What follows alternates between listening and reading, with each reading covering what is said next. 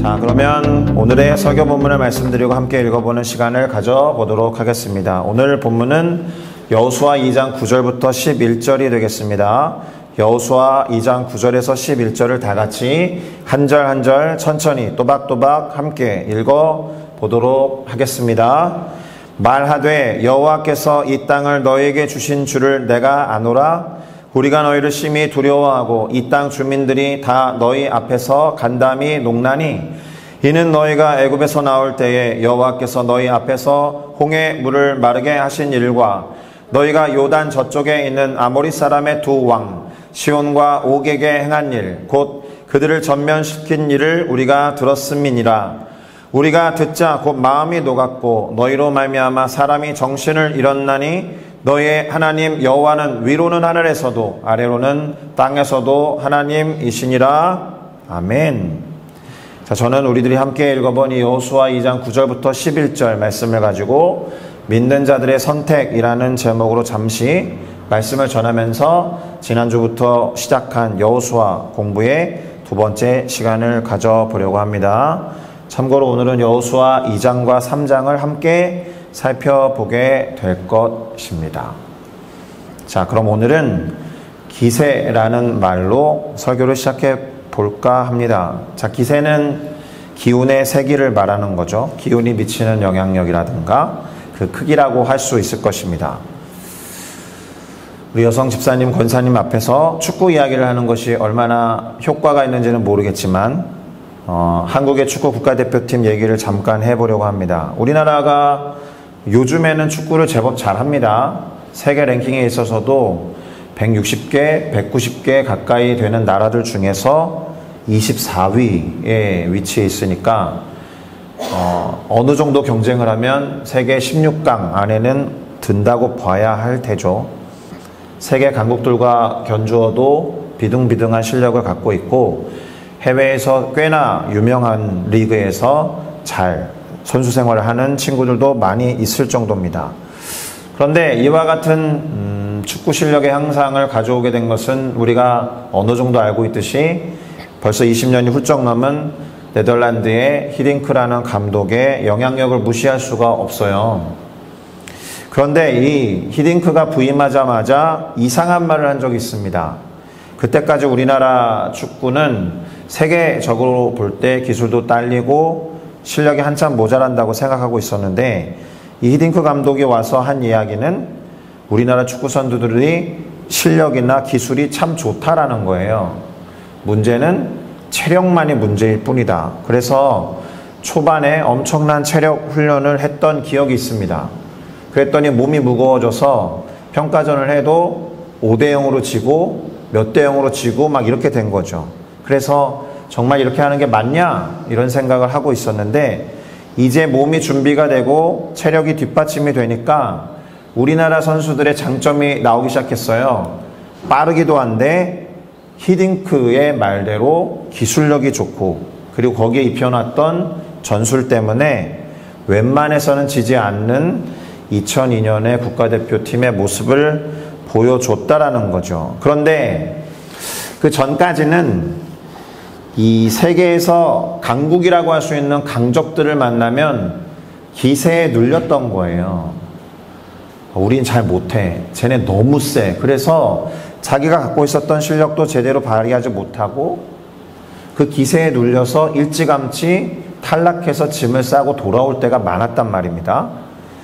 소위 말해서 그 기세에 눌려서 꼬리를 내리고 쫄아서, 속된 말로 쫄아서 갖고 있는 실력도 발휘하지 못하던 모습이었는데 히딩크의 그 말 한마디 그리고 그렇게 준비했던 아주 치밀한 과정을 통해서 기세가 오르기 시작했고 잘 아시듯이 2002년에 우리나라는 세계 4강에 드는 쾌거를 이루게 되죠. 그때 생각하면 지금도 많이 행복할 정도고 안 좋은 영향력이라고 하면 그때 기준이 엄청 높아져서 요즘에 웬만히 해가지고는 한국 국민들이 만족하지도 못할 정도가 됐죠. 자, 스포츠 경기도 그러한데 일반적인 싸움도 그렇고 전쟁도 그렇고 기세가 상당히 중요합니다. 자, 그런데 오늘 살펴볼 여호수아 2장과 3장에는 이 기세라는 단어에 관련해서 이미 간담이 녹아버리고 마음이 녹아버렸던 여리고성 사람들을 발견하게 돼요. 물론 직접적으로 읽었던 본문에 그게 나온 것은 아니고 어떤 한 사람의 이야기를 통해서 그것을 확인했을 뿐입니다만, 어쨌든 여리고성을 목전에 둔 이스라엘 사람들이 생각했을 때 의외의 이야기를 듣게 되었다라는 겁니다. 우선 오늘 본문의 배경을 조금 알아야 할 필요가 있는데요. 엑소더스를 했죠. 출애굽을 해가지고 광야 생활을 40년 했던 이스라엘 백성들이 돌고 돌아서 꾸역꾸역 요단이라는 강의 동쪽에 이르게 됩니다. 모세가 죽었던 느보라는 산이 있었고, 그 느보산에서 요단강 사이에 시딤이라는 마을이 있었어요. 시딤이라는 지명이 있었습니다. 그리고 그 시딤에서 여호수아는 2명의 정탐꾼을 보내서 여리고 성에 관한 정보를 알아오게 하죠. 지도를 잠깐 보여드리면 모세가 죽었다라고 하는 느보산이 여기 있습니다. 그리고 요 갈릴리 호수로부터 사해로 이어지는 요 강줄기가 요단강이에요. 예. 그리고 요단의 동편이라고 하면 이쪽이 되겠고, 요단의 서편이라고 하면 이쪽이 될 테고, 우리가 흔히 말하는 가나안 땅이라고 하면 요단의 서쪽 땅, 이 일대를 말합니다.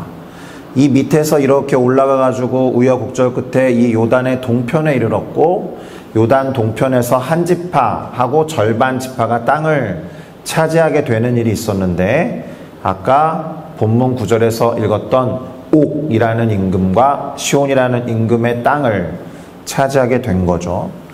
그리고 이 느보산에서 모세가 죽고 모세의 뒤를 이었던 여호수아가 이제 이 시딤이라는 곳에 이스라엘 백성들과 함께 잠시 동안 주둔하게 된 겁니다. 그리고 이 요단강을 건너자마자 바로 앞에 있는 여리고성에 말씀드렸듯이 정탐꾼을 2명 보냈어요. 가나안 땅을 40일 동안 정탐하러 보낼 때는 12명을 보냈는데, 사실은 여리고성에 대한 사이즈나 여리고성에 있었던 거민들의 크기로 볼 때는 12명에 비할 때 2명이면 사실 족할 수도 있습니다. 그런데 궁금한 게 있습니다. 이상한 게 있어요. 지금 이스라엘 백성이 먼저 극복해야 하는 장애물은 사실 여리고성이 아닙니다. 그쵸?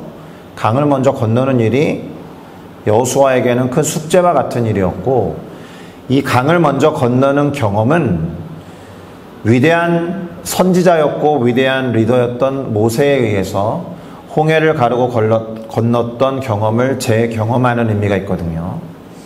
자, 그러면 제가 얼른 생각해 보면 정탐꾼을 보내기 전에 요단을 어떻게 건널 것인가를 고민하는 것, 요단을 어떻게 극복해낼 것인가 생각하고 믿음을 고취하는 작업부터 했어야 됐는데, 지금 여호수아는 강은 안전에도 없는 거죠. 안중에도 없고, 첫 번째로 조우하게 되는 여리고성에 대한 관심을 피력해서 정탐꾼 2명을 보냈다라는 겁니다. 제가 축구 얘기를 조금 더 해볼까요? 한국의 예선을 엄청 잘했습니다. 2002년에. 그래서 16강을 확정 지었어요. 16강 상대는 강국 이탈리아였습니다.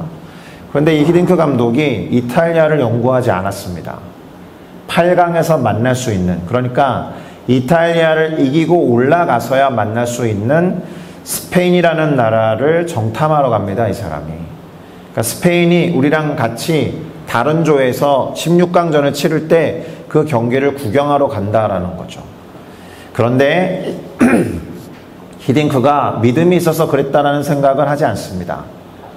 어쨌든 혹시 모르니까 8강에 올라가면 만날 나라를 분석하러 간 거죠.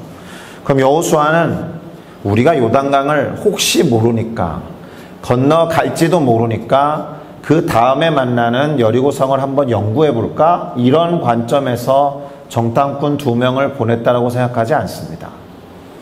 히딩크와 다르게, 히딩크는 그럴 수도 있으니까 혹시나 하는 마음으로 스페인을 연구했다라고 하면, 여호수아는 확실하게 요단은 문제가 되지 않았기 때문에 요단을 건너간 뒤에 만나게 되는 여리고를 정탐하게 한 것이 아닌가 하는 생각 속에, 여호수아에게는 믿음이 있었구나라는 것을 살짝 예상해 볼 수 있다라는 겁니다. 여호수아는 믿음을 갖고 있었다. 근데 재미있는 것이 있습니다. 이 두 명을 보냈던 정탐이 시원치 않아요. 무슨 말이냐 하면 여리고성에 들어가자마자 적발이 됐어요. 아마 이 두 명의 정탐꾼도 요단강을 건넜겠죠. 그리고 요단강이라는 것은 자연적인 경계선이 되었었기 때문에 수비하는 사람들이 계속 쳐다보고 있었을 수도 있습니다. 어쨌든 걸렸어요. 여리고성에 딱 들어갔을 때 기생 라합의 집에 머물고 있었고 거기에 들어간 것까지 아마도 걸린 것 같아요. 그래서 꼼짝없이 잡히게 되었으나 라합이라는 여인이 그들을 숨겨주게 됩니다. 제가 일전에도 말씀드렸듯이 기생이라는 단어 때문에 선입견을 가질 수 있는데 이때의 기생은 우리가 생각하는 그런 기생이 아닙니다. 그러니까 여관의 주인이라고 생각하시면 거의 틀리지 않고요. 여관에 많은 사람들이 여행하면서 쏟아내는 정보를 수집해서 듣는 역할을 잘할 수 있는 위치에 있는 여성입니다. 그래서 라합을 통해서 여리고성에 관한 이야기를 듣게 되죠. 자, 그리고 이 정탐꾼들을 잡으러 온 사람들에게 어디에 숨겼는지 물어보니까 엉뚱한 곳을 대주면서 끝까지 이 정탐꾼들을 잘 숨겨줍니다. 어디에 숨겼느냐? 지붕에 이렇게 벌려놓았던 3대 거기에 덮어 놓고 있었습니다. 살짝 찌질하기도 하죠. 이 정탐꾼이 한 것도 없어요. 도착하자마자 하룻밤 묵어야 되니까 기생 라합의 집에 들어가서 유숙했는데 바로 걸렸고, 그래서 이 여인의 도움을 받아서 삼배에 지금 누워있는 거예요. 덮어져 있고. 어쨌든 이 사람들을 잡으러 왔던 여리고성의 관료들 군대를 잘 따돌리고 무사하게 돌아가게 되는데 질문이 하나 필요하죠. 라합은 왜 정탐꾼들을 숨겨줬던 것일까? 자, 일단 돌아가는 정보에 해박하다라는 것은 기본으로 깔고 가셔야 됩니다. 라합은 그 주변에서 돌아다니는 얘기에 대해서 여행하는 사람들로부터 제법 많은 이야기를 들었을 것입니다. 그리고 이 여인이 왜 이 정탐꾼들을 숨겨줬는지를 그녀가 했던 말을 통해서 우리가 유추해 볼 수가 있습니다. 여호수아 2장 9절부터 11절, 사실 오늘 설교 본문이 거기에 들어가 있었는데 잠시 다시 한번 확인하고 넘어가겠습니다. 여호와께서 이 땅을 너에게 주신 줄을 내가 안다. 이 여인이 이렇게 말한 거죠.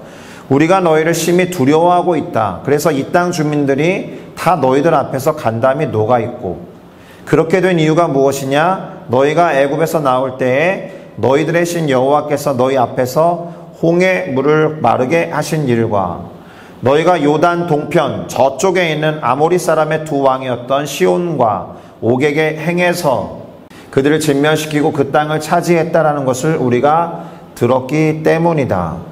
우리가 그 이야기를 듣자마자 마음이 녹아내렸고 너희로 말미암아 사람들이 정신을 잃었으니 너희의 하나님 여호와는 위로는 하늘에서도 아래는 땅에서도 하나님이시니다 라는 것을 이 여인이 알았다라는 거예요.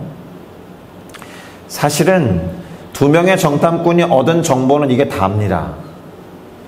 우리가 12정탐꾼들이 40일 동안 돌아다니면서 정보를 수집해왔고, 그때는 모세에 의해서 무엇을 어떻게 알아봐야 되는지 구체적인 미션을 수행할 수 있도록 임무가 막중했었는데, 여호수아서에 나오는 정탐꾼에게 어떤 미션이 주어졌는지 정확하게 나와 있지는 않습니다. 그리고 여리고성이라는 것은 사실은 오늘날 어떤 지방에 가도 있는 공설운동장만한 사이즈밖에 되지 않아요. 그래서 사실 두 명이 조사할 수 있는 것이 얼마나 되는지는 모르겠지만 어쨌든 이 여인으로부터 들은 이야기가 사실은 여호수아 2장에 나와 있는 정보의 전부입니다. 짚고 넘어갈 것은 이것입니다.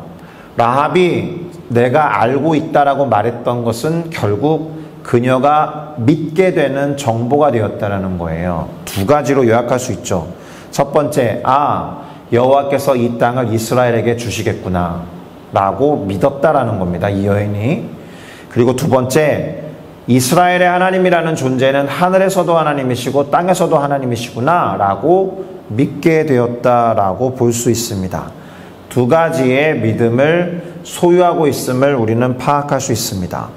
그러니까 라합이 오고 가는 사람들로부터 여러 가지 정보와 소식들을 들었으나 어쨌든 들었던 소문들을 통해서 그 안에 담겨있는 사실을 토대로 가졌었던 믿음이 그녀로 하여금 정탐꾼들을 숨기게 만들었다라는 뜻이 됩니다. 다시 말해서 하나님에 대한 믿음이 그녀로 하여금 그런 선택을 하게 만들었다라는 거예요. 자, 이 믿음은 그녀로 하여금 소원을 말하게 합니다. 뭐라고 했느냐? 그러므로 이제 당신들에게 청할 게 있다. 내가 당신들을 이렇게 선대하였으니 당신들도 우리 아버지의 집을 선대하도록 여호와 하나님께 맹세하고 나에게 증표를 주고 가라. 이렇게 요청한 겁니다. 그리고 나의 부모와 나의 남녀 형제와 그들에게 속한 모든 사람들을 살려달라. 그러니까 이 여인은 벌써 알고 있는 거예요. 이스라엘의 하나님의 인도함을 받는 이스라엘의 군대가 여리고를 점령하겠구나. 그러면 우리 집안을 살려달라라고 부탁을 하게 됩니다. 사실은 이렇게 말할 때 하나님에게 맹세하고 맹세한 결과로 증표를 달라고 했으니까 두 명의 정탐꾼에게 말한 것처럼 느껴지지만 사실은 하나님에게 요청하고 있는 것과 같죠. 이 여인은 벌써 신앙인이에요. 하나님이 저 하늘에서도 하나님이시고 이 땅에서도 하나님이라는 사실을 믿었기 때문에 그 하나님께 자신의 소원을 당신들이 중재자가 되고 중보자가 되어서 말해달라. 그리고 증표를 내놔라. 이렇게 말한 겁니다. 하나님이 구원하지 않으시면 가나안 땅을 정복하는 족족 모든 이방인들은 사실 진멸당하는 것이니까 라합이라는 여인과 그녀의 가정이 구원받을 수 있는 방법은 하나님이 살려주시는 것 이외에는 없는 거예요. 자, 정탐꾼들이 이제 이렇게 대답을 하죠. 약속합니다. 우리가 이 땅에 들어올 때에 우리를 지금 달아내려줬던 이 창문에 이 붉은 줄을 매놓아라.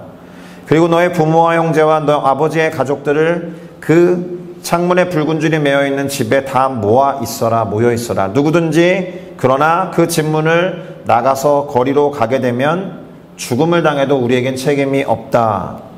그러나 누구든지 너와 함께 집에 있는 자에게 우리 이스라엘 사람들이 혹시라도 손을 낸다면 그 책임은 우리에게 있다라고 말하면서 맹세를 하고 돌아가게 됩니다. 중요한 게 뭐예요? 정탐꾼들이 한 말대로 해야 한다라는 겁니다. 자, 많은 정보들 속에서 믿을 거리 두 개를 취했어요, 이 여인이. 하나님은 온 땅과 온 하늘의 하나님이구나. 하나님은 여리고성의 땅을 이스라엘에게 주시겠구나라고 믿었는데 이제부터 새로운 믿음에 관련된 행동을 해야 되는 거죠.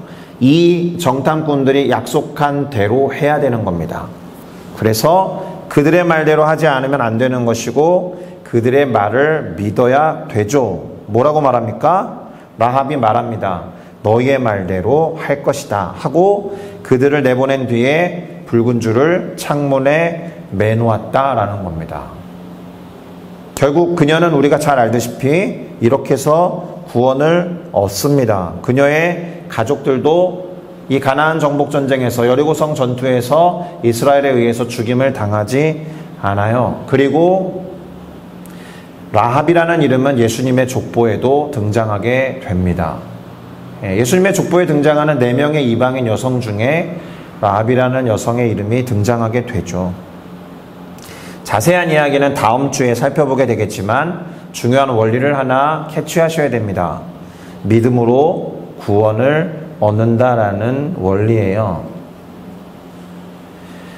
라합과 라합의 가족이 이스라엘 민족에게 말씀하시는 하나님이 약속한 바대로 행동했을 때, 그리고 그녀가 접했던 정보를 통해서 하나님에 대한 믿음에 입각한 행동을 했을 때 죽음으로부터 구원을 얻을 수 있었다는 겁니다.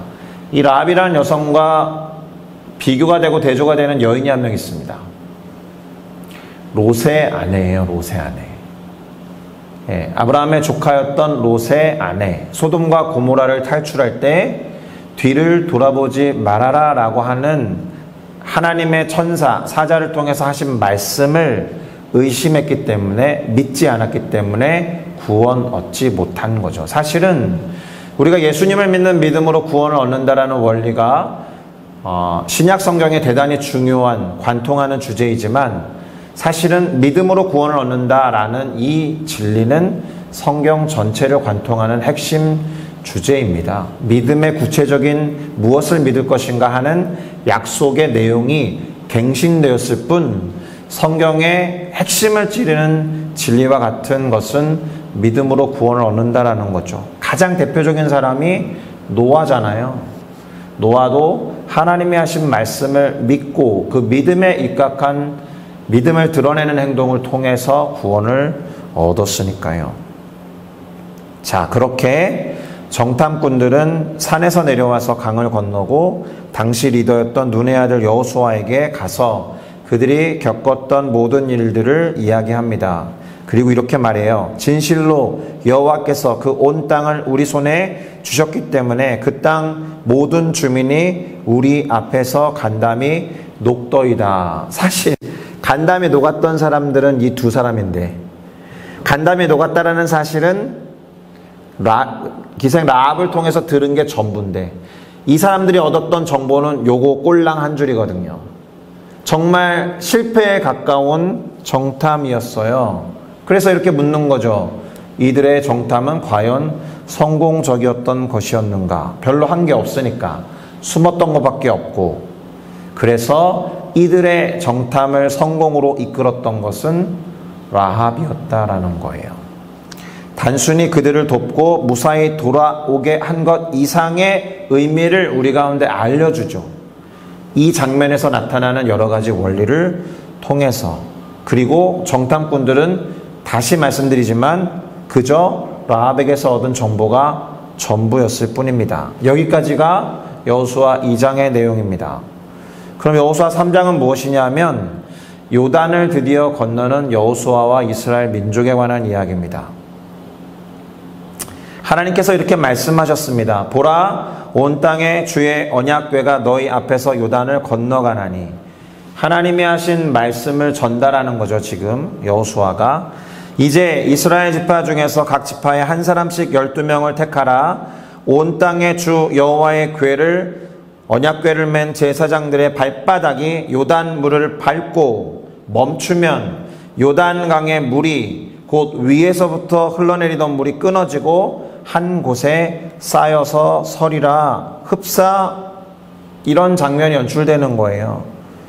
오른쪽에 보시면 흘러내려오던 물이 쌓여서 벽을 이루게 될 테고, 왼쪽은 흘러갔으니까 이제 물이 없는 것이고, 마른 땅을 그렇게 걸어가게 되어 있습니다. 세 가지 정도를 주목하셔야 되는데, 온 땅의 주라는 표현입니다. 온 땅의 주, 그리고 온 땅의 주의 언약궤라는 표현입니다. 이때 온 땅이라는 개념과 사이즈는 우리가 생각하는 것과 물론 다르겠지만 어디서 저런 표현이 나왔을까라는 생각을 해봅니다. 사실은 여리고성이라는 그 지방 도시의 공설운동장만한 성의 땅을 가지고 온 땅이라고 표현하기에는 무리가 있습니다. 그런데 여기에도 여호수아서를 기록한 여호수아에게 믿음이 있었던 것을 확인할 수 있습니다. 온 땅의 주라는 표현을 통해서. 두 번째, 언약궤를 짊어지고 제사장들이 앞서간다라는 표현을 통해서 앞서가시는 온 땅의 주 하나님을 발견하게 됩니다. 두렵고 무섭고 걱정거리가 많은 어떤 임무를 수행할 때 있어서 하나님께서 앞서가신다라는 것은 믿음과 함께, 신뢰와 함께 엄청난 힘과 능력이 될 것입니다. 마지막으로 제사장들은 일단 발을 디뎠어야 했습니다. 요단강이 철렁철렁하고 범람할 것 같이 물의 양이 가장 많았던 그때에 어쨌든 언약궤를 들고 물에 먼저 들어가야 했다. 믿음이 보이죠. 이때가 어느 때냐 하면 요단이라는 것이 곡식을 거두는 시기에는 항상 언덕에 넘치더다라는 구절이 있습니다. 쉽게 말하면 가장 물이 많았을 때라는 거예요. 비교를 해보면 이렇습니다. 위에는 요단강을 건너기가 상대적으로 쉬운 건기 때의 모습이죠. 그래서 수심이 1m밖에 되지 않습니다. 건너가는 것도 30m면 뭐 일렬로 서서 건너는 것보다 그냥 막 건너면 건널 수 있을 것이고, 정탐꾼들도 만약에 1m 되는 수심을 저 정도 가는 거라면 크게 어렵지 않게 건너갔었을 겁니다. 그런데 오늘 본문에 보니까 요단이 곡식 거두는 시기에는 항상 언덕에 넘쳤다라고 되어 있으니 건기가 아니라 우기였을 것이고, 수심이 3에서 4m 그리고 폭이 1.6km로 대폭 늘어난 상태에서의 요단을 건넜다라는 겁니다. 요단강의 깊이와 폭이 가장 깊고 넓을 때에 요단을 건너기 시작했다. 하나님을 전적으로 의지하지 않고 하나님이 여호수아를 통해서 말씀하신 말씀에 순종하지 않으면 두려움에 사로잡힐 법한 그런 크기의 요단강 앞에 서 있게 되는 것이고, 그러한 요단강을 제사장들은 언약궤를 짊어지고 먼저 발을 내디뎌야 됐다라는 것입니다. 제가 수요일마다 하는 이 성경 공부 형태의 이 설교에서 항상 책을 들여다보는 안경을 하나씩 말씀드리잖아요. 그 챕터를 들여다보는 안경을 말씀드리는데, 오늘은 그래서 그 안경이 믿음이 되는 겁니다. 요단을 건너지 않았음에도 불구하고 여리고 성으로 먼저 정탐꾼을 보낸 여호수아의 믿음이 보이죠. 두 번째, 하나님에 대한 소문을 듣고 하나님을 믿음으로써 정탐꾼을 숨겨주었던 라합의 믿음이 보이죠. 세 번째, 가장 수심이 깊고 폭이 넓은 요단강 앞에 언약궤를 메고 먼저 발을 내디뎌야 하는 제사장들의 믿음이 보입니다. 이 믿음이라는 대단히 식상한 단어가 여호수아 2장과 3장을 요약하는 핵심 단어가 되겠습니다. 자, 그러면 이 믿음을 가지고 이런 이야기를 할 수 있습니다. 믿음이라는 것은 선택의 순간에 드러나요. 그리고 그 선택이 반영된 행동을 통해서 표현될 수밖에 없어요. 나는 믿는 마음이 있어, 그래 놓고 움직이지 않는다라면 우리 모두는 그 믿는 마음을 의심하게 될 겁니다. 물론 행동으로만 표출되지는 않을 수 있겠지만, 야고보서 말씀을 기초로 해보면 행함이 없는 믿음은 죽은 믿음이라고도 하셨고, 그래서 무슨 행함으로 구원을 얻는다라는 표현을 하는 것이 아니라 결국에는 믿음으로 구원을 얻는다라는 동일한 메시지 안에서 행함을 통해서 확인할 수 있는 믿음을 말한 겁니다. 믿음은 선택의 순간에 드러나면서 선택이 반영된 행동을 통해서 표현된다라는 겁니다. 야고보서 말씀을 진작에 읽어드렸는데 밑에 적어놨습니다. 이와 같이 행함이 없는 믿음은 그 자체가 죽은 것이라, 영혼 없는 몸이 죽은 것과 같이 행함이 없는 믿음은 죽은 것이니라. 라합이 하나님을 믿는 믿음이 있었기 때문에 정탐꾼들을 숨겨주기도 했고 소망을 아뢰기도 했고, 정탐꾼들이 약속하고 증표를 보인 것처럼 붉은색 줄을 내려놓기도 했던 거죠. 여리고 성을 목전에 바로 두지 않았음에도 불구하고 여호수아가 요단강을 넘어서 정탐꾼을 보낸 것도 믿음에 입각한 행동이었다. 가장 1차적이고 직접적인 믿음은 제사장들을 통해서 확인할 수 있죠. 눈앞에 보이는 요단강에 믿음이 있음을 표현하는 발걸음을 내디뎌야 됐었다라는 겁니다. 자, 이제 마무리를 좀 해보겠습니다. 이 여리고성 정탐이라든지 기생 라합의 이야기라든지 요단강을 건너는 내용은 우리가 비교적 잘 아는 내용입니다. 그래서 여호수아 2장과 3장은 그리 길지 않기 때문에 오늘 모임을 마치고 가서 읽어보면 충분히 잘 이해가 될 겁니다.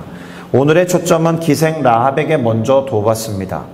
여리고성 정탐을 왜 보냈을까? 별로 얻은 것도 없는데, 그래서 이 이야기에서 초점은 라합에게 있는 것이고, 제가 이야기를 조금 더 확장해 보면 라합이 왜 예수님의 족보에 등장하는지에 관심을 둘 필요가 있습니다. 정탐꾼들의 활동은 실패에 가까웠지만 오히려 라합을 통해서 여리고성 사람들의 심리 상태를 알게 되었고 정보를 알게 되었다라는 점에서 이 이야기는 라합의 이야기구나 라는 것을 지울 수가 없습니다. 실패한 정탐을 성공으로 바꿨던 것도 철저히 라합 때문이었다. 고로 라합의 행위는 믿음으로 구원을 얻는다라는 것을 드러내는 성경의 아주 중요한 줄기를 드러내는 행동으로 볼 수 있습니다. 자, 이스라엘 백성과 함께 하신 하나님께서 먼저 앞서 가신다라고 약속하셨고 제사장들의 믿음을 통해 모두가 요단강을 건너게 됩니다.